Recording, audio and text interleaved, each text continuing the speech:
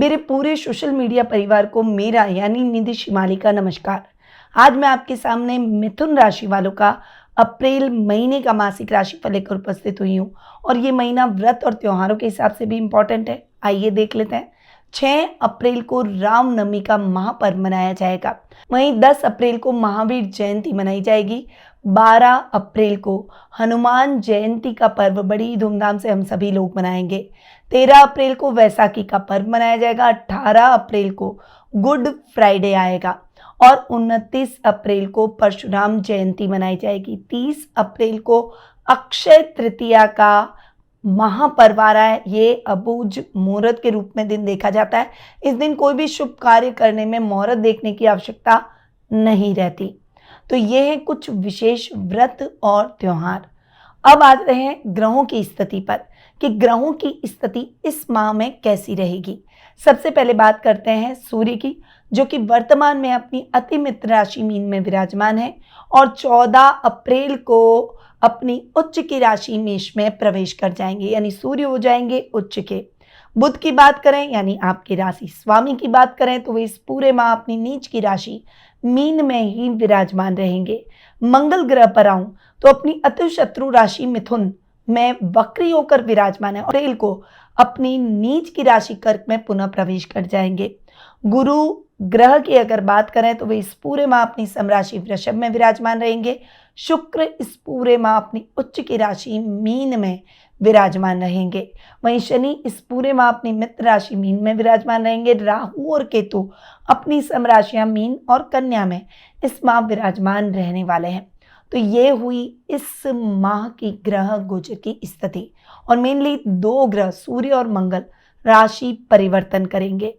अब बिना कोई देर किए हुए जान लेते हैं कि मिथुन राशि वालों पर इन ग्रह गोचर की स्थितियों का अप्रैल माह में क्या इफेक्ट देखने को मिलेगा। यानी शुरू करते हैं आपका मासिक राशिफल।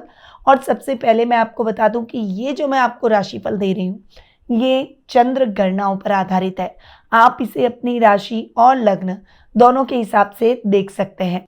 अब सबसे पहले आ जाते हैं आपके राशि स्वामी पर और आपके सुकेश पर, यानी आपके राशि स्वामी और 4th हाउस के लॉर्ड है बुध।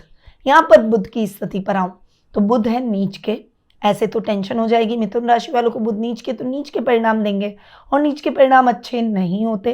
पर यहाँ पर पॉजिटिव बात आपके लिए ये है कि 10th हाउस में बैठे 5 ग्रह राहु बुध शुक्र शनि और सूर्य, ये पांचों ग्रह आपके 10th हाउस में युति करके बैठे हैं। बुध नीच के हैं, शुक्र उच्च के हैं, तो हो गया नीच भंग राजयोग। हालांकि राहु कहीं ना कहीं थोड़ा सा बुध को डिस्टर्ब जरूर कर रहे हैं, परंतु फिर भी बुध के नेगेटिव रिजल्ट नहीं मिलेंगे, उल्टा बुध आपको अच्छे परिणाम दिलवाएंगे। तो यहाँ पर मैं आपको बात करूँ आपके राशि स्वामी और सुकेश की, तो बुध के रिजल्ट बहुत अच्छे मिल सकते हैं। इस समय ब्लंट नहीं होना है, वाणी से तोल मोल कर आगे बढ़े। बोलने से अपनी बातें बिगाड़ने का कोई मतलब नहीं है। बोल के अपनी बातों को न बिगाड़ें, बुद्धि का इस्तेमाल करें, बुद्धि और युक्ति से अपने कार्यों को करें, बहुत ज़्यादा बल को लगाने का प्रयास न करें। परिवार का सपोर्ट मिलेगा। घर के बड़ों को हमेशा प्रसन्नचित्त रखना है, उनका आशीर्वाद लेकर निकलना है, तो आपके काम कैसे भी मुश्किल हो वे आसानी से हो जाएंगे। इस समय आपको अपनी माँ के स्वास्थ्य का भी ध्यान रखना होगा। हालांकि अपनी माँ का बहुत अच्छा सपोर्ट आपको मिलेगा, उनका आशीर्वाद मिलेगा, फाइनेंशियली भी वो आपके साथ खड़ी दिखाई देगी। इस समय सामाजिक मान सम्मान में बढ़ोतरी होगी। टेक्निकल फील्ड आईटी फील्ड से जुड़े हुए लोगों को काम में कुछ विशेष लाभ भी मिलेगा, क्योंकि शुक्र बुध का ये जो नीच भंग राजयोग है ये केंद्र में बन रहा है, तो इस नीच भंग राजयोग का बहुत अच्छा फायदा मिलेगा। अधिकारियों से आपको एप्रिसिएशन मिलेगा। वहीं अगर आप कोई अकाउंटिंग फाइनेंस बैंकिंग सेक्टर के फील्ड में हैं और अगर ट्रांसफ़र करवाना चाहते हैं, प्रमोशन लेना चाहते हैं, इंक्रीमेंट अटका हुआ है, ये सारी दिक्कतें अब सॉल्व हो जाएगी। नए घर का सपना पूरा, नए वाहन का सपना पूरा, कुल मिलाकर आपके सपनों को पंख लगेंगे और सपने आपके पूरे होते हुए दिखाई देंगे। सुखों में वृद्धि होगी, लग्जरी में वृद्धि होगी। तो बुध आपको बहुत अच्छे परिणामों से अवगत कराएंगे। अब आते हैं आपके 2nd हाउस पर। 2nd हाउस के लॉर्ड हैं चंद्रमा। यहाँ पर चंद्र की स्थिति पर आऊं तो देखिए यहाँ मंगल आ रहा है महीने के प्रारंभ में, 3 अप्रैल को ही मंगल ट्रांजिट करेंगे और यहाँ आ जाएंगे आपके सेकेंड हाउस में और नीच के हो जाएंगे।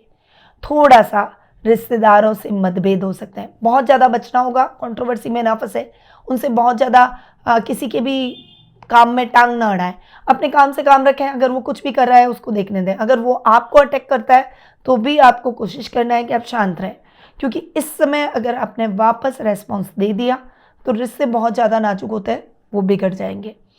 परिवार में भी आपको अपनी फैमिली मेंबर्स के साथ भी थोड़ा सा एडजस्ट करके चलना होगा, इमोशन पर कंट्रोल रखना होगा।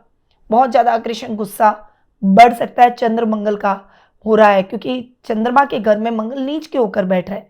वैसे तो चंद्र मंगल जब युति करते हैं तो लक्ष्मी नारायण योग बनाते हैं, पर चंद्रमा के घर में मंगल चूंकि बैठ रहे हैं, इसीलिए आपको संभल कर रहने की बहुत ज़्यादा ज़रूरत है।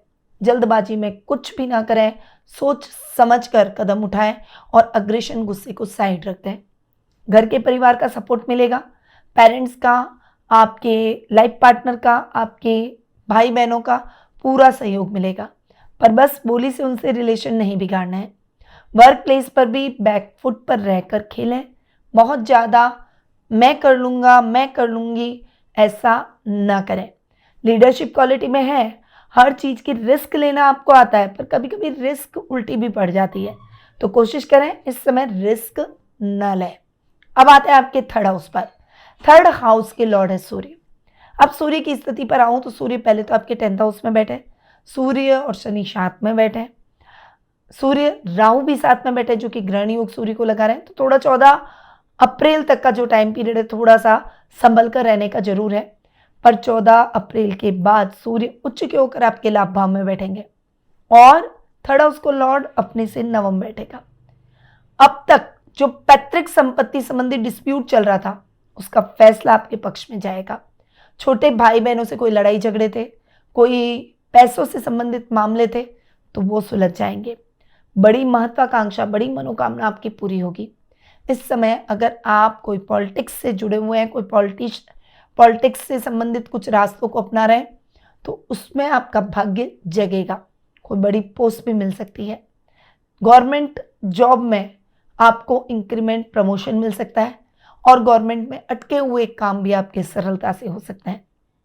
इस समय आप अपनी हॉबीज से अपनी प्रसिद्धि को बढ़ाएंगे, सोशल मीडिया पर भी आप छाए रहेंगे, वहाँ पर आपके वीडियोस वायरल हो सकते हैं। कोई टैलेंट है तो ज़रूर उसको सोशल मीडिया पर डालें, उससे आपको बहुत फ़ायदा होगा। तो सूर्य के रिजल्ट भी आपके लिए बेस्ट रहने वाला है। अब आ जाते हैं आपके 5th और 12th हाउस पर। आपके 5th और 12th हाउस के लॉर्ड हैं शुक्र। शुक्र उच्च के होकर आपके 10th हाउस में बैठे, बहुत जोरदार स्थिति में शुक्र अभी चल रहे हैं। अब शुक्र की इस स्थिति का फायदा कैसे उठाए? आर्ट्स के स्टूडेंट्स को मिलेगा, जो आर्ट के क्षेत्र में उनको मिलेगा, बहुत जोरदार फायदा मिलेगा। अगर अब तक आप स्ट्रगल कर रहे थे तो अब आपको बड़े बड़े प्रोजेक्ट मिल सकते हैं, बड़े बड़े ऑफर्स आपको आ सकते हैं, आपकी किस्मत के सितारे बुलंद हो जाएंगे। आध्यात्मिक कार्यों में आपका मन लगेगा, आप अपनी पर्सनैलिटी को और ज़्यादा अट्रैक्टिव बनाने का प्रयास करेंगे। विदेश यात्रा का सपना पूरा हो जाएगा। आप अगर कोई हैंडीक्राफ्ट से संबंधित, सजावटी सामान से संबंधित कुछ काम इंपोर्ट एक्सपोर्ट का करते हैं, कपड़ों का इंपोर्ट एक्सपोर्ट का काम करते हैं, तो डेफिनेटली उस काम में आप सक्सेसफुल रहेंगे। शुक्र के शानदार रिजल्ट मिलेंगे, बहुत अच्छा काम चल निकलेगा, कुछ बड़े बड़े ऑर्डर मिलेंगे, आप अपने काम को एक ब्रांड लेवल पर ले जाकर स्टैब्लिश करते हुए दिखाई देंगे, यानी डॉलर में करेंसी आपके खाते में आएगी। बहुत शानदार स्थिति शुक्र की रहने वाली है। परिवार का सपोर्ट तो मिलेगा, बच्चों से बहुत प्राउड आप फील करेंगे और घर में अगर आपकी बेटियां हैं तो वो बेटियां आपको प्राउड फील करवाएगी। वहीं जो भी कार्य आप करेंगे उसमें आपको सफलता मिलेगी। तो शुक्र के रिजल्ट बेस्ट मिलने वाले हैं। अब आते हैं आपके 6th और 11th हाउस पर। आपके 6th और 11th हाउस की बात करते हैं तो मंगल नीच के हो रहे हैं और वे 6th और 11th हाउस के लॉर्ड हैं। महीने के प्रारंभ में ही हो रहे हैं, तो आपको उस मामले में सावधान रहना है। खासकर ब्लड से रिलेटेड अगर कुछ भी प्रॉब्लम है, आपको कोई भी डिजीज है, तो ऐसे रोगियों को सावधान रहना है। वहीं एक्सीडेंट होगा, ब्लड बहने के चांसेस बने हुए हैं, इसीलिए बहुत ज़्यादा सतर्क रहें। लॉन्ग ड्राइव पे खुद ड्राइव करके ना जाएं, कोशिश करें तो लंबी दूरी की यात्रा को इस महीने अवॉइड करें। न कर सकें तो सेफली ड्राइव करें, यातायात के संसाधनों का उपयोग करें। अब इस समय आपके जो भी शत्रु हैं, एनिमीज हैं, उनसे पंगा लेने का प्रयास न करें, वरना वो किसी न किसी तरीके से आपको डाउन फील करवाएंगे, आपको ऐसा फील करवाएंगे कि आप डाउन होते चले जाएं। अचानक धन लाभ के योग भी थोड़े से कम होंगे, ओवरऑल लाभ थोड़ा सा खर्च में बदल सकता है। और कॉन्फिडेंट ना हो। मित्रों का दायरा बनाते समय बहुत सावधानी रखें। कोई भी कार्य जल्दबाजी में न करें। सामाजिक मान सम्मान में बढ़ोतरी होगी, परंतु इस समय एक्स्ट्रा मैरिटल अफेयर से भी बचें, वरना वो आपकी मैरिटल लाइफ को, आपकी पारिवारिक जीवन को खराब कर सकते हैं। बस इन सावधानियों के साथ में आपको आगे बढ़ना होगा। मैन्युफैक्चरर्स के लिए भी ये समय सावधानी से आगे बढ़ना है। उधारी का काम बिल्कुल भी ना करें। चलिए अब आते हैं 7th और 10th हाउस पर। 7th और 10th हाउस के लॉर्ड है गुरु। यहाँ पर गुरु की स्थिति की बात करूँ तो खर्च में बैठे अच्छी नहीं है। 10th हाउस में 5 ग्रहों का कॉम्बिनेशन है जो कि बहुत मिक्स रिजल्ट दे रहा है। कभी आपको कुछ कठिनाई आएगी तो कहीं अचानक से धन लाभ होगा। आलस की वजह से काम अटक भी सकते हैं, बहुत से डांट भी सुनने को मिल सकती है। पिता पुत्र में अनबन हो सकती है, थोड़ा सा संभले। वहीं जीवन साथी के साथ में किसी बात को लेकर मतभेद हो सकते हैं, संभल कर रहें। कोई भी कार्य जल्दबाजी में ना करें। लाइफ पार्टनर को साथ में लेकर आगे बढ़े। व्यापार में जल्दबाजी में निर्णय लेना नुकसानदायक हो सकता है, थोड़ा सा केयरफुल होकर चलें। कोई भी डिसीजन लेने जा रहे हैं तो उस डिसीजन में थोड़ा सा वापस आत्ममंथन कर आगे बढ़े, यानी उसको रिव्यू जरूर करें। अब आते हैं आपके 8th और 9th हाउस पर। 8th और 9th हाउस के लॉर्ड है शनि। शनि जा चुके हैं आपके 10th हाउस में। अब तक 9th हाउस में स्वग्रही थे, अब 10th में। और 10th में भी शनि के रिजल्ट बेस्ट है, क्योंकि एक तो केंद्र में बैठे शनि, जहाँ बैठते उसे बढ़ाते हैं। गुरु के घर में बैठे और भी अच्छा करेंगे। वहीं यात्राएं सुखद और मंगलमय होगी। अचानक धन लाभ के योग बनेंगे। मेहनत का यथेष्ट फल मिलेगा। गुप्त शत्रु समाप्त हो जाएंगे। अधूरे पड़े हुए कार्य फटाफट से हो जाएंगे। लक फैक्टर आपका साथ देगा। अचानक से धन लाभ के योग तब बनेंगे जब आप ऐसे कोई रिस्की कामों में, शेयर ट्रेडिंग, क्रिप्टो जैसे कामों में, स्टॉक जैसे कामों में आप अगर इन्वेस्टमेंट करते हैं तो उसमें अच्छा लाभ होगा। थोड़ा सा लंबे समय तक पैसा अटकाएंगे तो ज़्यादा फायदा होगा। इस समय आपकी इच्छाएं पूरी होगी। स्पिरिचुअल पाथ की तरफ आगे बढ़ेंगे। मित्रों का सहयोग मिलेगा और समाज सेवा जैसे कार्यों में, सामाजिक कार्यक्रमों में आपकी भागीदारी बढ़ेगी, जिससे आप अपनी सामाजिक मान सम्मान और प्रतिष्ठा को और अधिक बढ़ाएंगे। तो ये रिजल्ट है मिथुन राशि वालों के अप्रैल माह के। अब आ जाते हैं कुछ विशेष उपायों पर। पहले तो मंगल चूंकि नीच के ओर है तो लाल चीजों का दान आपको करना चाहिए। अनार का, सिंदूर का, लाल कपड़े का आप दान कर सकते हैं। मंगलवार के दिन आप चूरमे के लड्डू बनाकर लोगों में वहां बांटें मंदिर में, तो वो बहुत अच्छा रहेगा। मंगलवार के दिन आप कोई भी लाल कपड़े ना पहने तो आपके लिए बेहतर रहेगा। लंबी दूरी की यात्रा को अवॉइड करें और मंगलवार के दिन हनुमान जी के मंदिर में लाल ध्वजा जो हनुमान जी की होती है वो जरूर चढ़ाएं। नवरात्रि के दौरान माता लक्ष्मी को खीर का भोग लगाएं। मंगलवार की शाम को हनुमान जयंती के दिन हनुमान जी को केवड़े के इत्र और गुलाब की माला जरूर चढ़ाएं। मिथुन राशि के लोगों को रामनवमी के विशेष त्योहार पर कच्चे दूध में केसर और तुलसी के पत्ते डालकर भगवान श्री राम को चढ़ाने चाहिए। इससे आपको धन लाभ होगा और सभी कार्यों में सफलता मिलेगी। अब ये तो जो उपाय हैं ये हैं इस महीने करने के, पर यदि आप अपनी जन्म पत्रिका दिखाकर यानी कुंडली विश्लेषण करवाकर अपने कुछ प्रश्नों के उत्तर प्राप्त करना चाहते हैं, जैसे आपका काम बनेगा या नहीं, संतान सुख में वृद्धि होगी या नहीं, विवाह में आ रही बाधाएं कब दूर होगी, वैवाहिक जीवन सुखमय कब होगा, आर्थिक स्थिति उन्नत होगी या नहीं, रोगों से छुटकारा मिलेगा या नहीं, व्यापार करें या नौकरी करें, करियर में किस दिशा में आगे बढ़े, लकी स्टोन कौन सा है, लकी कलर कौन सा है, लकी नंबर कौन सा है, इष्ट देव कौन से हैं, विदेश यात्रा का सपना पूरा होगा या नहीं, आगे फ्यूचर में स्ट्रगल रहेगा या नहीं। अगर ऐसे कोई भी प्रश्न आपके मन में चल रहे हैं और आप इन प्रश्नों के उत्तर प्राप्त कर सही रेमेडी से अपने फ्यूचर को फोकस करके आगे बढ़ाना चाहते हैं और सफलता प्राप्त करना चाहते हैं, तो आप टेलीफोनिक अपॉइंटमेंट और पर्सनल मीट के माध्यम से मुझसे जुड़ सकते हैं। अधिक जानकारी के लिए स्क्रीन पे जो नंबर दिए गए हैं वहां आप कॉल करके या व्हाट्सएप करके संपर्क कर सकते हैं। अब मैं अपनी वाणी को यहीं विराम देती हूँ। स्वस्थ रहिए, व्यस्त रहिए, मस्त रहिए और हमेशा मुस्कुराते रहिए। जय श्री राधे कृष्णा। गुरुमां निधि श्रीमाली एक प्रसिद्ध ज्योतिषाचार्य हैं।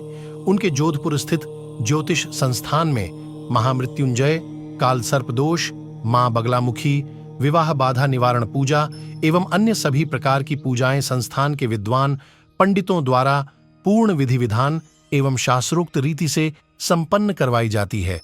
अतः आज ही अपनी पूजा बुक करवाने हेतु इन नंबरों पर संपर्क करें 8955658362।